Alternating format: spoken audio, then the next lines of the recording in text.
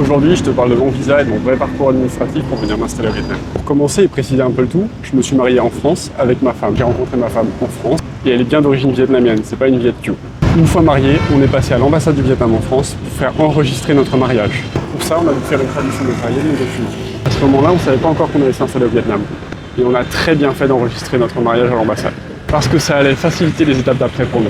Grâce à ça, j'ai pu obtenir une exemption de visa de 5 ans pour visite familiale.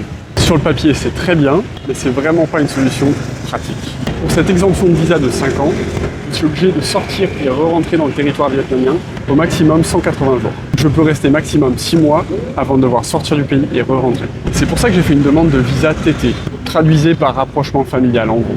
Ce visa, je l'ai eu en single entry. Par rapport à la multiple entries, grosso modo, je ne peux sortir et re-rentrer dans le territoire qu'une seule fois pendant la durée de ce visa. Avec des multiple entries, je peux entrer et sortir du pays un peu comme je le veux, tant que ça reste dans la durée légale de mon visa. Et ma prochaine étape, c'est une demande de TRC, la Temporary Residency Card, qui me permet d'être beaucoup plus tranquille, je suis plus obligé de sortir et re-rentrer dans le territoire. À ce jour, avec mon visa actuel, je ne peux pas travailler. Et même en obtenant un TRC, je ne pourrais pas travailler. L'autorisation de rester sur le territoire et le permis de travail, ce sont deux choses différentes au Vietnam.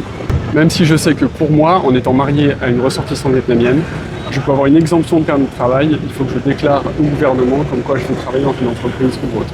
Ça, c'est un peu plus complexe et je ne vais pas en parler tout de suite dans cette vidéo. Si tu as des questions sur mon parcours, n'hésite pas à les poser en commentaire, j'essaierai d'y répondre au maximum. Si cette vidéo t'a plu et que ce sujet t'intéresse, n'hésite pas à t'abonner.